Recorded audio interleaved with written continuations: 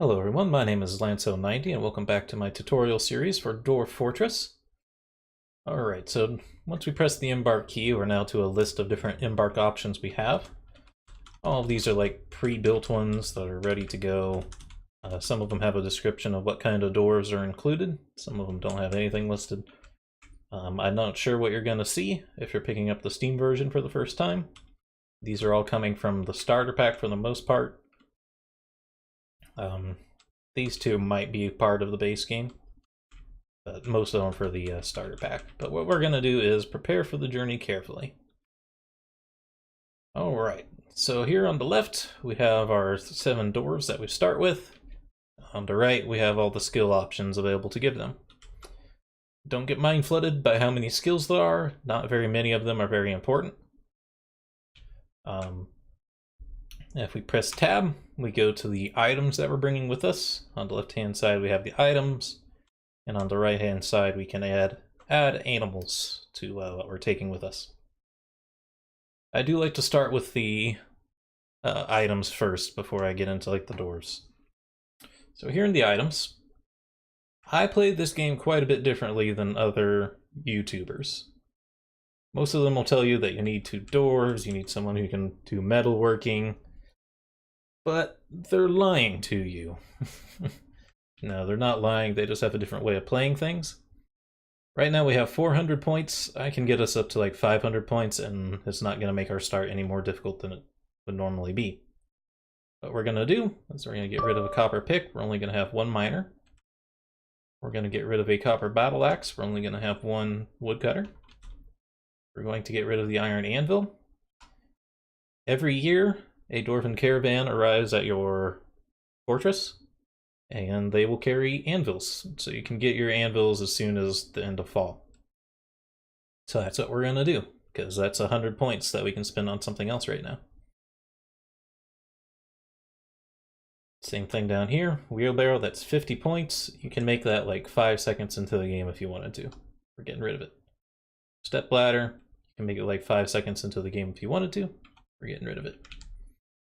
Buckets, splints, crutches, same deal. So, next thing, we have pigtail, thread, cloth, bags, and rope. 3 of each. Oh, and to get rid of things, I'm pressing the minus key, by the way, in case it wasn't clear. But yeah, we're gonna minus out all of these bags and ropes and thread. Now what we're gonna do is we're gonna press N to add a new item. And we're gonna type, you can just immediately type to search for whatever you want. We're gonna type cave spider. We're gonna grab cave spider silk cloth, 5. We're gonna do it again, cave spider, silk ropes, 3. Cave spider, thread, 5. We're gonna do cave spider, bags, 5. So basically we just replaced the things we got rid of with cave spider versions of them, and they're immensely cheaper than they were before. And as you can see, we now have 947 points to work with, and we haven't even cut anything important. It's so many more points, it's so much better to do it this way. So we're going to press N again, and we're going to add an extra kind of drink, dwarven rum. Every time you make a custom embark, it'll randomly select 3 types of beer to take with you, and then it leaves 1 type of alcohol out. What I like to do is take whatever got removed and add it. And then I like to take all 4 up to 30. Dwarves in Dwarf Fortress drink alcohol as if it's water. Your fortress will fail if you run out of alcohol. So that's why we're bringing a ton of extra alcohol. Plump helmets. Plump helmets are a type of mushroom that you can grow underground. You can grow them all year round. They're very good. You can use them for cooking or brewing. They're very important, so we're going to take them up to like 40. Dimple cups are the same thing, except they can't be cooked, but they can be made into dye. But they can still be brewed into drinks. Rock nuts aren't actually seeds, really. You can't plant them. They're just like a nut that your characters can eat, so we don't really need it. Pigtails are well, we saw the pigtail cloth earlier. You can make cloth out of them. Cave wheat. We'll go ahead and take that up to 30 as well. Wheat pods. Take that up to 30. They're also underground crops, but they don't grow all year round like the mushrooms do.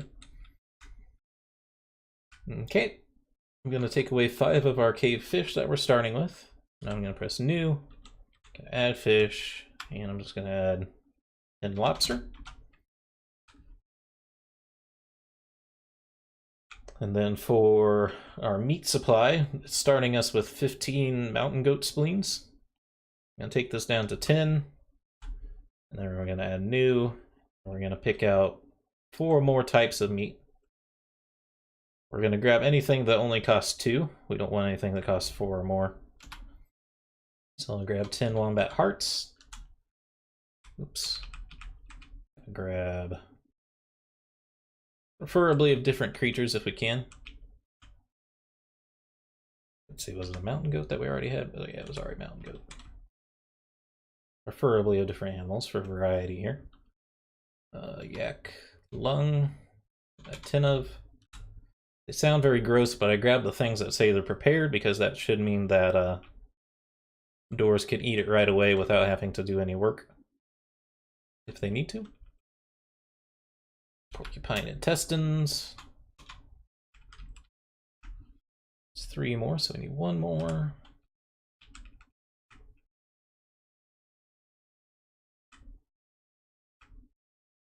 To your kidneys. 10. So the reason I'm buying all sorts of different kinds of meat instead of just taking even more mountain goat spleens is every new type of meat gives you an extra barrel to start the game with. So it's useful to take more because you'll get extra barrels. Another new thing we need to add. We need to add a copper crossbow. And we need to add copper bolts. This is for our hunter to hunt with. And for now, we are all right on this side. We might add more stuff to this later. Let's start talking about some other things. We want a male and female cat. Cats will kill small vermin and things. Mice and rats and insects, snakes. They'll kill all those sorts of things. They get into your food supply and they can make it. They can eat your food supply. So the cats are nice to have around. They also make friends with doors, which makes them happier. They can kind of spiral out of control, but they've mostly fixed that kind of error. There used to be a joke called Catsplosion where you just get millions and millions of cats running around. That doesn't really happen anymore, so it's safe to grab a cat breeding pair. We will also grab a war dog and a hunting dog, male and female, 1 of each. The hunting dog is going to assist our hunter in hunting, and the war dog is going to help us defend our base. Rabbits. I would like 4 female rabbits and 2 male rabbits. They'll be a future food supply for us, and they're very cheap to grab. You can see they only cost 2. Probably even grab more if you wanted to, but we're just going to stay up there. I'm going to grab 4 hens and 2 roosters. They're going to produce eggs for us. And I'm going to grab a ram and an ewe so we can get milk and cheese. Then we'll probably leave everything else alone for now. And now we're ready to go back over to the dwarves. So, the type of dwarves I like to bring with me. I like to bring a miner. You use the plus and minus keys over here to add them. I think it was the same over here. If you wanted to add animals, it's the plus and minus keys. I forgot to mention it. But same over here. We want 1 miner. And we want to make them pretty good at it. Not proficient, but skilled is good. And that's all they're going to do. They're just going to be a dedicated miner. All they're going to do is mine. And because we only have 1 miner, and they're good at it, they will level up very quickly. And they'll be just as good as having 2 miners. You don't need 2 miners. It's overrated. We need 1 person who can be a woodcutter. who's also going to be our carpenter and woodcrafter, just to get us started. It's a lot of jobs for one person, but we don't have enough dwarves to really spread the work around right now. But that's all the woodworking stuff for one character. Then we want someone who can work with stone, so we need a mason who can also stonecraft. Then we need a fisherman. Not fisherman. Well, we do need a fisherman. First, I'm going to grab a farmer. They rearranged the list, so I'm having trouble seeing things. Grower. Grower is farmer. We'll take it up to like competent. Adequate's probably fine. We'll make them an adequate grower, which says just a farmer, and then adequate herbalist that allows them to gather plants on the top level of the terrain, where the bushes and stuff are. We need a hunter. Hunter will be an ambusher. That's the hunting skill. They will be a crossbowman, because they're going to be using a crossbow to hunt. And then I will also make them the butcher. And then I'm also going to give them like a level of dodge, a level of fighting, just so that they get a little bit better in combat, because they're both going to be our hunter and our defender to start with. Then we would like someone who can both brew and cook. And while they're at it, they can also clean fish. And the final character is going to be our fisherman and leader.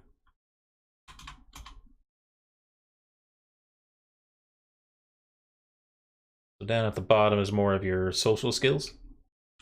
To be a trader, you need to have like Judge of Intent. Appraiser also helps. We also want them to be our record keeper though, so we're gonna give a couple points of that. We'll do that, and that'll do it.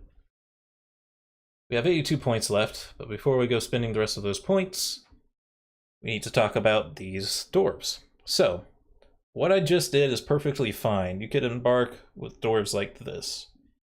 If you want to min-max though, to make sure every dwarf has the job that they would be best at, because they have randomized talents. You can scroll over whatever dwarf you want to pick, and you can press enter, no, V for view, and you'll get a description of this character. And you can read, usually the things highlighted in green are like their good talents, things highlighted in red are their bad stuff. They're not sick often, but they're clumsy. They have good willpower and intellect, but they have bad memory towards patience and questionable spatial sense. So this character would actually probably be better as like our leader character, because they're smart and have good willpower. And now if we look at someone else, V, this character is very quick to tire, good memory, bad inclination towards music, very bad analytical abilities. Maybe like a farmer would be fine. So on and so forth. You can do it that way. And that's the in-game way to do it. But if you have Dwarf Therapist, which is part of the starter pack, and it will possibly be released on Steam in the workshop, but I don't know. So I'm just going to show you the various ways in which to do this. And Dwarf Therapist is the much better way to do it. Let me get it launched here. Then I will show you the program.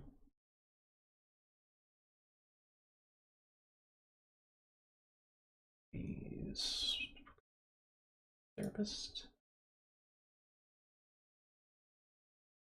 There they are.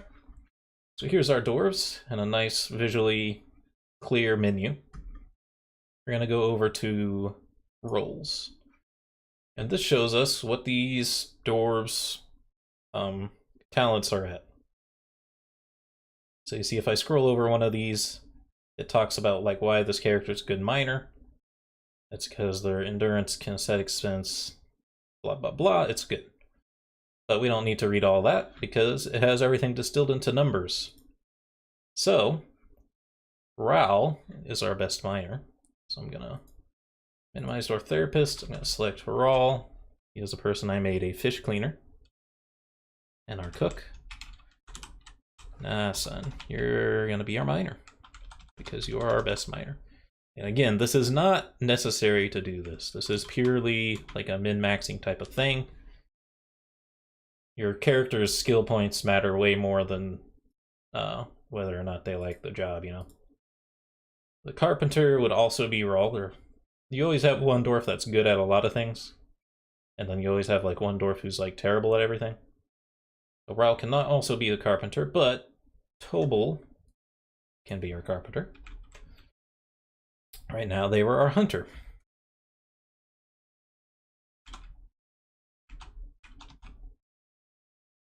Get rid of their old skills. I'm not showing it because tabbing in and out of the windows takes more time than it's worth. Just gonna make them the carpenter. Woodcrafter. Okay, next character. Gonna look at our mason. Obak is our best mason.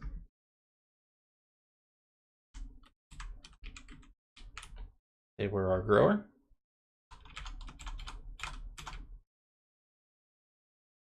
Instead, they will be our mason.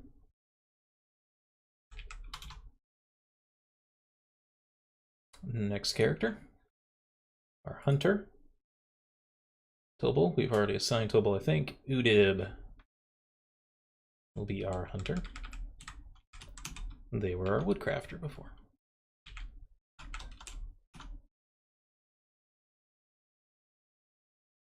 Ambushing, butchery, crossbowman, fighter. Okay, next character, farmer, Ral. Congratulations, Ral. You're no longer. Oh, I've already made them miner, huh? I should have gotten rid of everyone's skills first.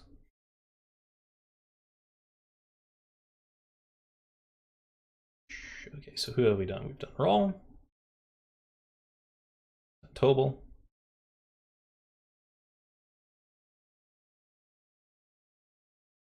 then Udib, then Obak. We just have these three: Dayton, Bim, and Ubal. So Dayton will be our farmer. They were our fishermen previously.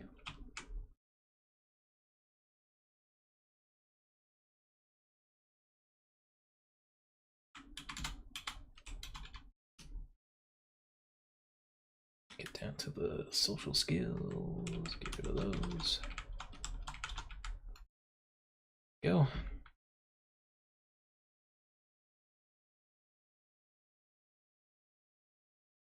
Now our brewer and cook. Dayton, Obuk.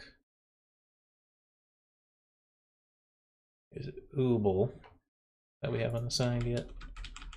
I think so, yeah, they're still a minor.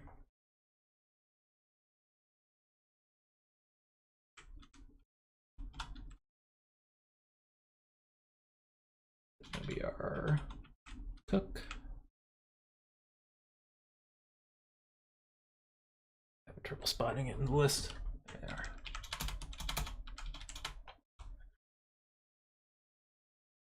Okay.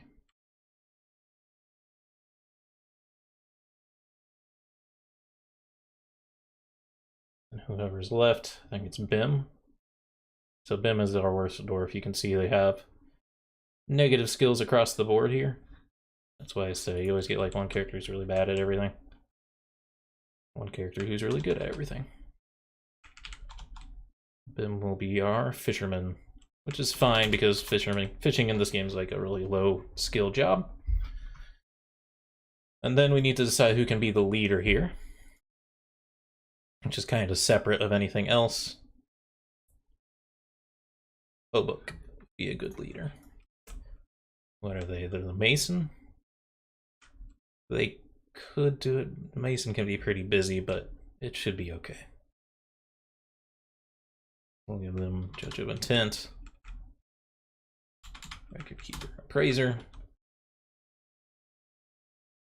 And then we also need someone who can do the mechanics skill. We only need like 1 point of it for it to even matter. Ubak already has a lot on his plate. Let's look at Ubal.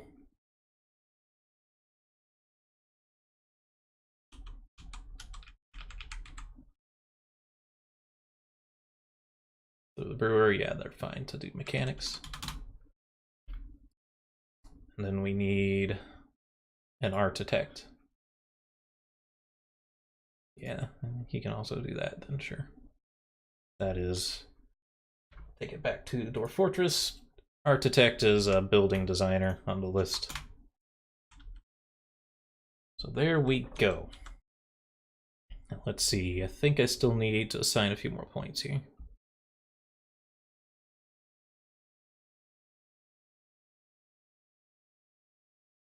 I'm gonna make this person the fish cleaner. The farmer, I'm gonna make the fish cleaner.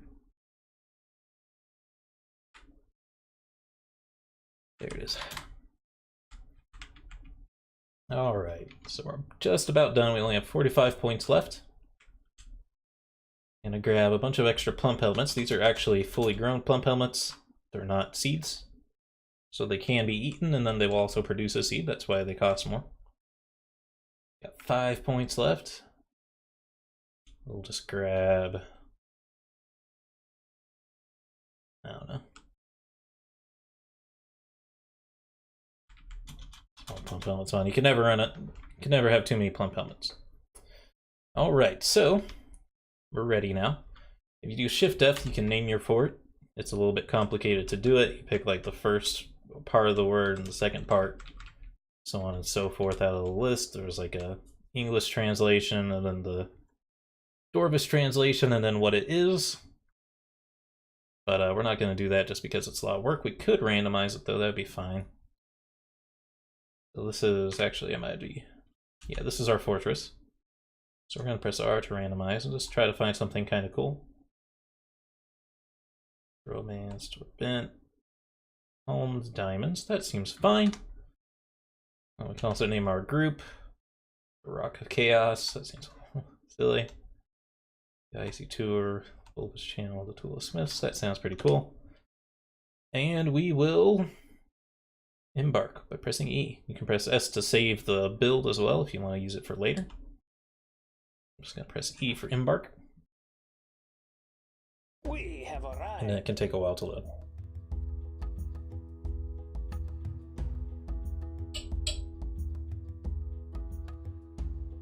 It can even say not responding, but it is responding.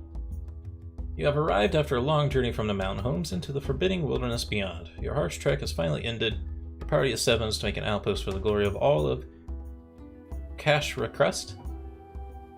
There are almost no supplies left, but with stout labor comes sustenance, whether by bolt, plow, or hook, provide for your dwarves. You are expecting a supply caravan just before winter entombs you. But it's spring now, enough time to delve secure lodgings ere the grizzly bears get hungry. A new chapter of Dwarven history begins here at this place.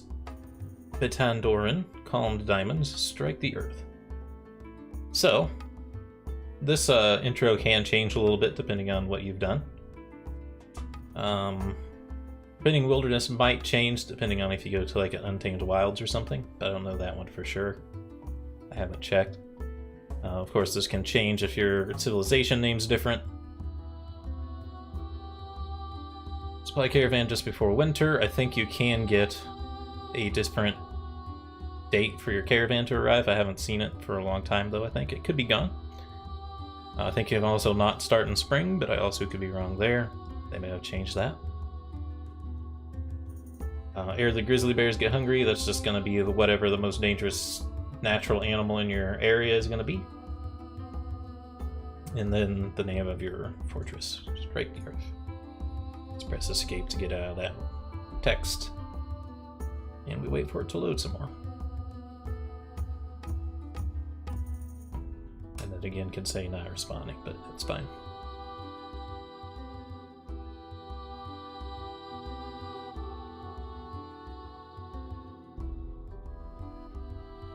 Any minute now. I don't know why it started slower for me than usual this playthrough. must have added content to the game that slows things down. My computer hasn't really changed since then. Could be the problem. There we go. Alright, we've embarked on our map. And we'll start playing the game in the next video. I hope you all enjoyed, and have a good day.